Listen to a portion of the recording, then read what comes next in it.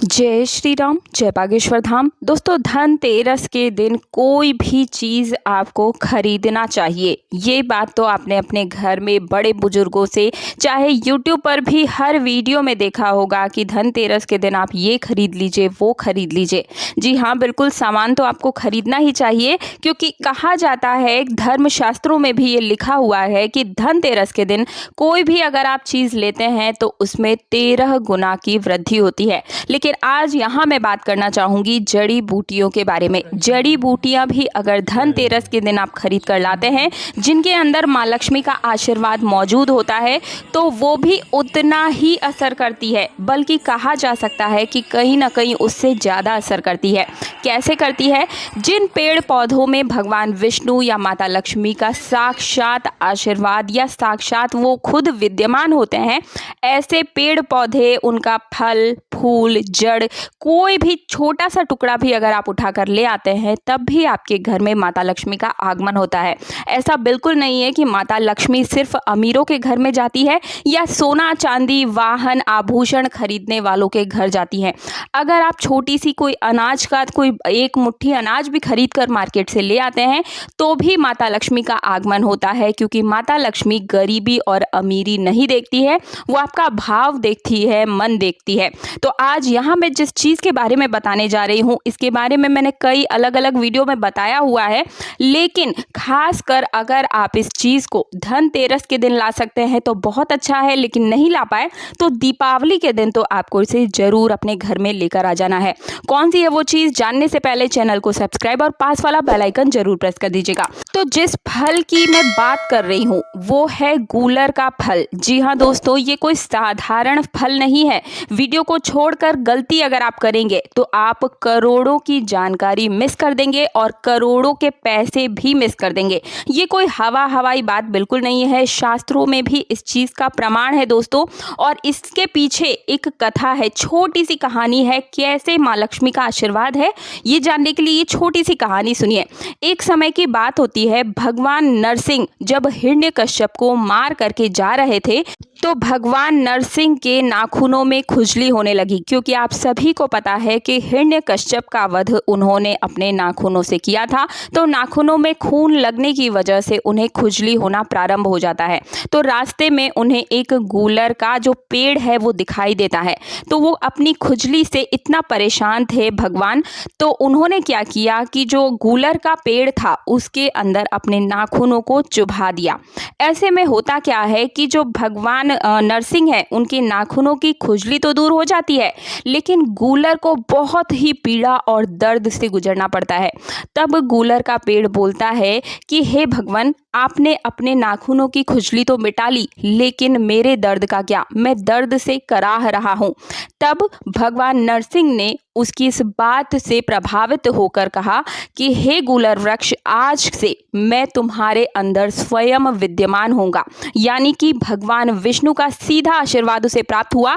साथ ही साथ भगवान नरसिंह ने ये भी आशीर्वाद दिया कि जो भी तुम्हारे पेड़ का कोई भी एक टुकड़ा, फल या जड़ अपने घर लेकर आ जाता है, किसी शुभ दिन लेकर आता है, माता लक्ष्मी उस घर में भी सदा सदा के लिए वास करेंगी।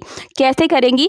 जहां भगवान विष्णु का वास होगा वहां माता लक्ष्मी दौड़ी दौड़ी चली आएंगी, चुंबक की तरह खिंची चली आएंगी। तो जो भी व्यक्ति इन चीज़ों को करता है, माता लक्ष्मी उस घर में प्रवेश करती हैं, चाहे कोई अमीर हो चाहे गरीब हो। और आप सभी जानते होंगे कि अमीरी आती है मेहनत से, लेकिन साथ ही साथ वे लोग भी इन उपायों को करते हैं। जितने भी बड़े बड़े लोग हैं, आपने देखा होगा उनके घर में इसी प्रकार के पेड़ पौधे लगे होते हैं, जिनसे कि धन जो है आकर्षित किया जा सके। तो भगवान नरसिंह ने गूलर के वृक्ष को और भी वरदान दिया। क्या वरदान दिया कि हे वृक्षराज, मैं आपको वरदान देता हूँ कि मैं और माता लक्ष्मी सदा आपके अंदर विराजमान रहेंगे, और अगर कोई भक्त धनतेरस या दीपावली, खास करके धनतेरस और दीपावली के दिन आपके फल को अपने घर ले जा करके अच्छे से स्थापित कर देगा, तो उसकी गरीबी हमेशा हमेशा के लिए उसी क्षण समाप्त हो जाएगी और 7 पुश्तों पुश्तों तक उसके घर में गरीबी प्रवेश नहीं कर पाएगी। साथ ही साथ दोस्तों, गूलर के वृक्ष में ये भी है, आशीर्वाद है भगवान नरसिंह का। उन्होंने ये भी वरदान दिया कि वृक्षराज आपके आसपास में अगर अमृत सैया को अर्थात मरे हुए व्यक्ति को शव यात्रा को ले जाएंगे, अगर आपकी सैया से नीचे होते हुए शव यात्रा अगर जाती है तो उस व्यक्ति को पुण्य प्राप्त हो जाता है, उसके सभी प्रकार के जो पाप हैं वो कट जाते हैं और वो सीधे सीधे मेरे पास आ जाता है, उसके सारे दुख तकलीफें दूर हो जाती है। इसलिए हे वृक्षराज, अगर आपके फल को कोई खाएगा धनतेरस या फिर दीपावली के दिन शुभ मुहूर्त में खा लेता है तो उसकी गरीबी 7 पुश्तों तक कभी उसके पास भटक भी नहीं पाती है। गूलर वृक्ष को ये भगवान नरसिंह ने स्वयं आशीर्वाद दिया था। गूलर वृक्ष का अगर एक फल भी आपने खा लिया तो ऐसे में क्या क्या होता है, अगर आप इस फल को खाते हैं तो आप हमेशा जवान रहते हैं, स्वस्थ रहते हैं, दीर्घायु बनते हैं। इसलिए दोस्तों, गूलर का फल आपको धनतेरस या दीपावली के दिन जरूर लाना है। गूलर के फल को हमेशा 5 की संख्या में लाना चाहिए। इसके लाने की भी विधि होती है। क्या विधि है? इस वृक्ष को माता लक्ष्मी और भगवान विष्णु जी साक्षात इसके अंदर विराजमान होते हैं। तो किस समय लाना चाहिए, अब ध्यान से सुनिए। इस फल को लाने से पहले सबसे पहले आपको 1 लोटा जल लेकर के जाना है और एक लाल कपड़ा लेकर वहां पर पहुंचना है जो गूलर वृक्ष है वहां पर। अब 1 लोटा जल आप इस वृक्ष की जड़ में समर्पित कर दीजिएगा और इस वृक्ष से प्रार्थना करनी है आपको कि हे वृक्षराज, हे माता लक्ष्मी, हे नरसिंह भगवान, मैं गूलर के फल को ले जाने के लिए आया हूँ, मुझे अनुमति दीजिए। और आप मेरे साथ चलिए। आप उनसे पहले अनुमति मांगेंगे। इसके बाद 5 की संख्या में फल को तोड़ करके लाल कपड़े में बांध करके आपको अपने घर लेकर आना है। इस बात का ध्यान रखिएगा कि कोई आपको देखे ना, चुपचाप से आपको अपने घर में लेकर के आना है और अपने घर पर धनतेरस और दीपावली के दिन इसकी अच्छे से पहले आपको पूजा करनी है और उसके बाद इस फल को आपको अपने घर के जहां भी पैसा रुपया आप रखते हैं, यानी कि तिजोरी में, आपको पूरे 1 साल तक के लिए लाल कपड़े में बांध करके ही इसे आपको अपने घर में रख लेना है। दूसरे साल धनतेरस जब आएगा, इसके फल को आपको नदी में विसर्जित कर देना है और अगले साल फिर से आपको इसी काम को दोहराना है।